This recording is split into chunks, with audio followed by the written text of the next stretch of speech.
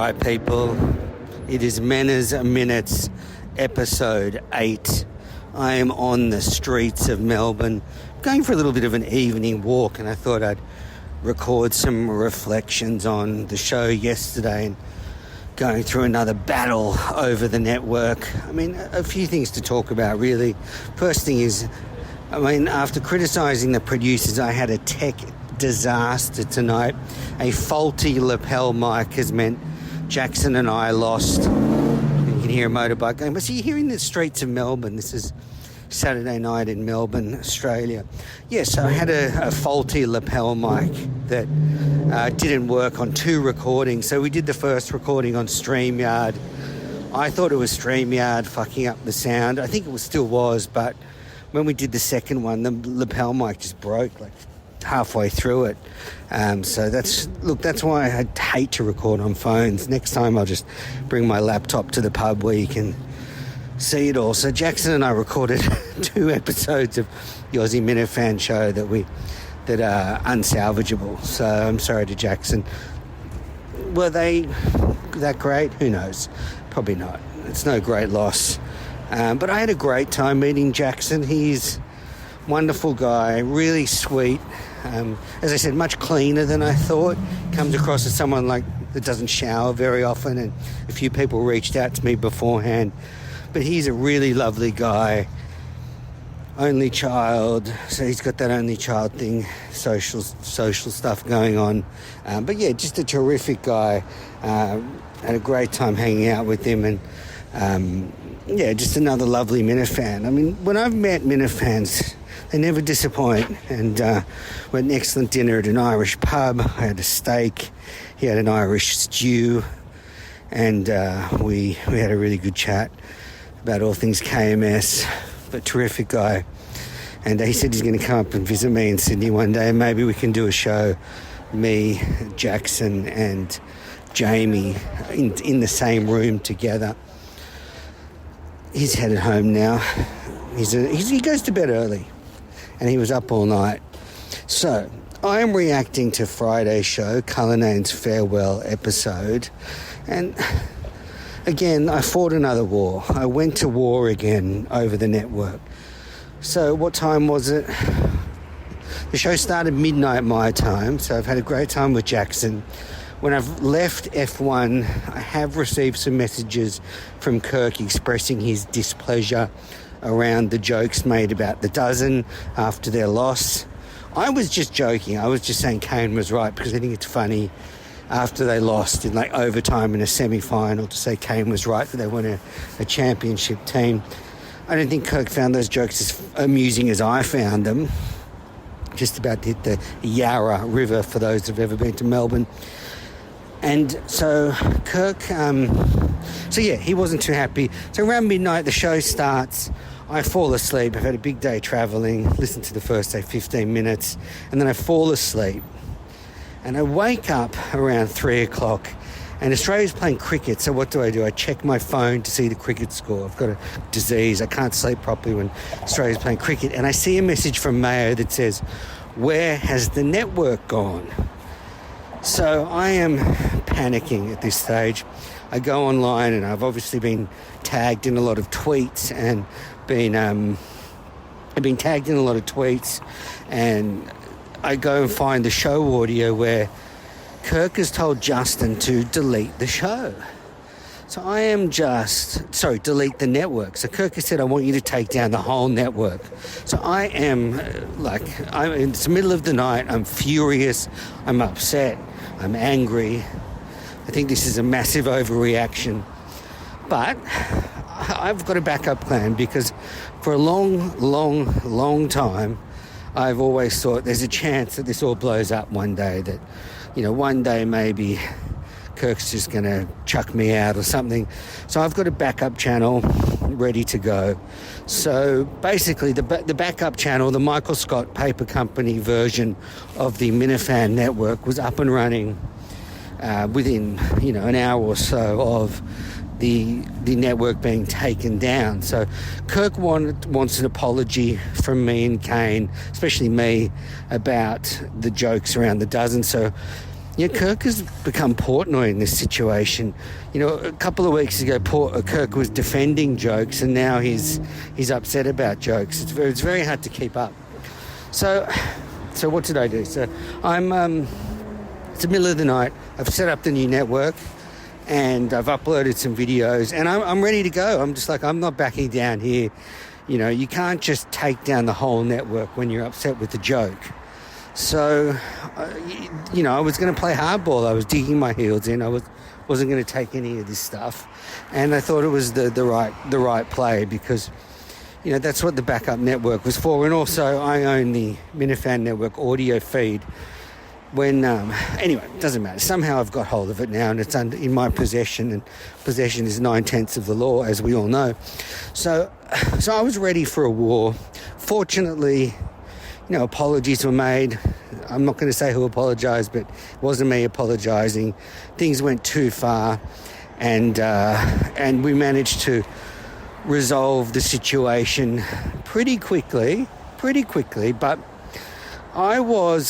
before it was resolved, I was convinced that what Justin had done to the network was kind of terminal. That the fact that he'd taken the network down meant that to put it back up would have meant a lot of effort, including basically re-releasing every video from the network by setting it from private to public again.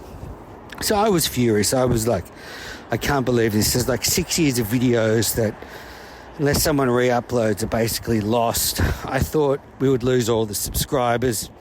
You know, this was all Google. I went on Google and said, you know, what do you do if your channel's changed from public to private? How do you get it back? And that was everything Google and stuff said. Fortunately, and I'm willing to do a mea culpa on this, I was wrong on that you just basically, Justin could just turn the channel on. So I was very upset at Justin for doing such a heinous action as turning the whole network off. So I said some things about him. And look, I'm sorry. Obviously, I like Justin. He's got his problems as a producer. But I'm just glad, and this is where, you know, it's all about the Minifans and the content. I'm just glad that content's back online now and the channel's unaffected, because if you want to get back at me and Kane, you know, chuck us out of the network, but don't bring down all the other content that, you know, hundreds of Minifans have put up there over 6 years. So, you know, I guess I'm glad Justin was able to bring it back so quickly, because I just thought it was a lot more devastating than it actually had been. So, yeah, all's well that ends well.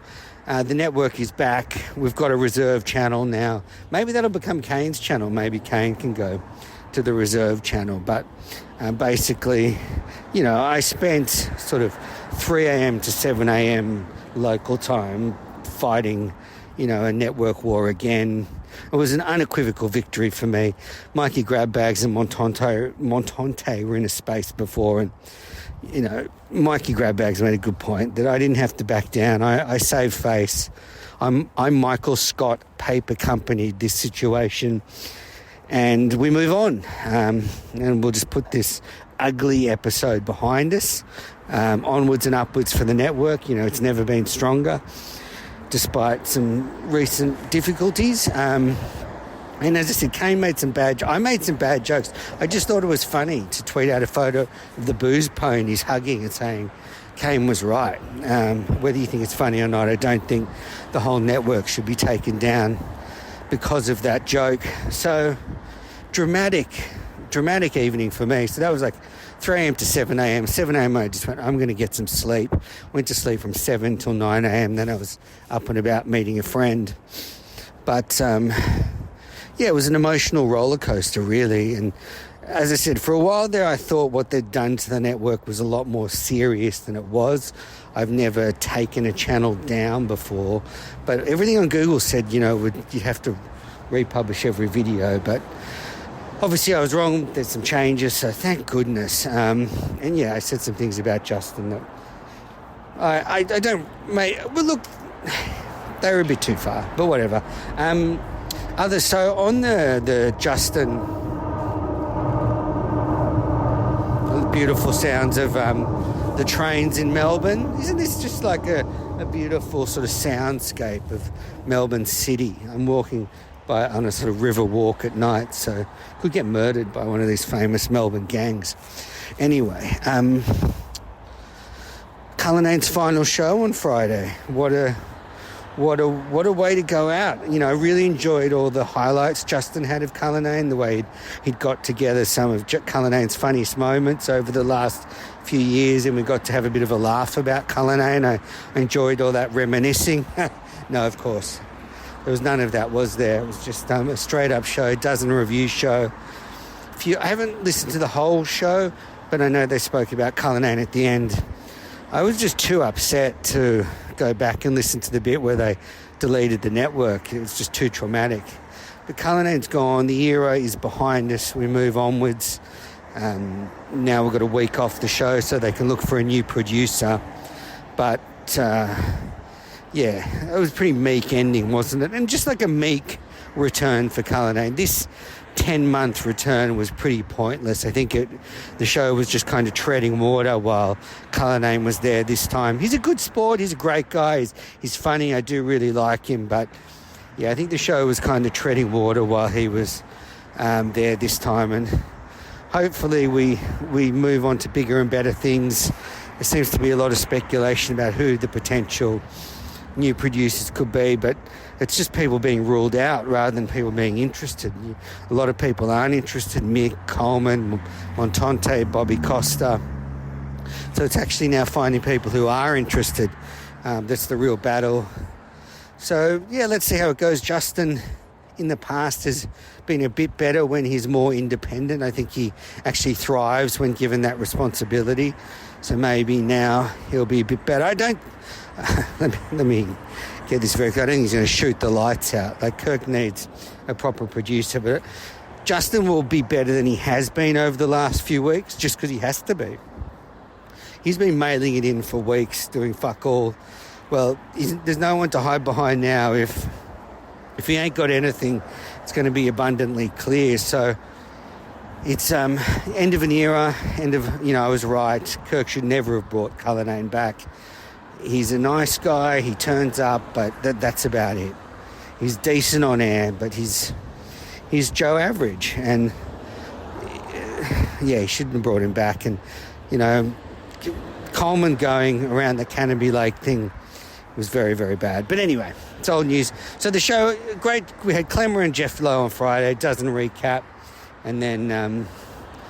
bit of a farewell to Cullinane at the end. Well, that's all I've got time for. I did listen to a little bit of Mick and Alex Stein before. I only listened to half of it. Not a lot there, but if you're interested, it's out now. So Alex Stein and Mick talk Portnoy and Kirk Minahan. Stein really likes Mick.